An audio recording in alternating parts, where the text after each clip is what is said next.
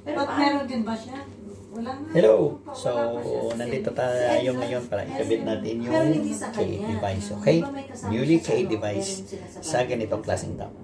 So, first, we have to identify kung anong klaseng top meron sila. Meron tayong mataas na which is outside thread. Ito naman is inside thread. So, dito natin ngayon ikakabit yung K8 natin. So, ipakita ko sa inyo how. Okay.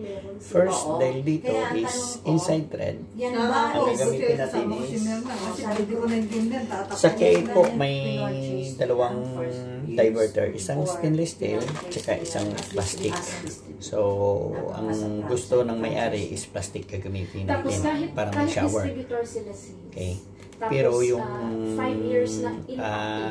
stainless steel natin walang shower kaya itong gusto niya na may shower. Ipakita ko sa inyo. So, ang gagawin natin ngayon is this is inside thread. Ang gawin po natin ngayon is kunin lang natin yung tip. Para maganda, gumamit tayo ng mechanical plier or kung anong tools na handy sa inyo. So, kunin muna natin ito. Kasi hindi mo rin sila matulungan. Kasi hindi rin sa'yo kung tutulungan mo sila. Pag may bibili, doon nila ilalagay sa kanila. So, ngayon, in-explain ni Mrs. yung kung paano how to do the nagbi-business. Kasi may kasamang business po ito. So, kuha natin. Tandaan po natin, may every may mga nako. Anong bato? Ma? Tingnan mo nga, may mga bato. Oh, ito po. Ito po, may mga bato. Ate, ano ba yung tubig nyo? May bato. Oh, may mga bato. Lumalabas sa ano nyo. May mga bato. Ay, sorry po. Hindi kaya nung inaayos.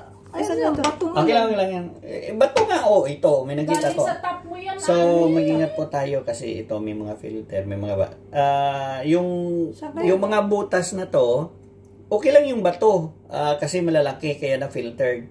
Pero kung may mga buhangin, so diretso yun. Sa whales nga uod. Oo. So ito na. May mga uod. May mga bato na kita palagay ko natin. yan, alam ko kaya may bato. Galing yan sa top.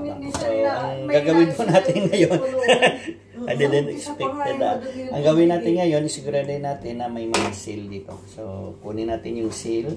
Ay, ipakita mo kay sis sa... Kasi pag may hindi ko alam. Di ba, okay lang kasi discuss na lang kay ate, doon na lang sa bahay yung sa akin.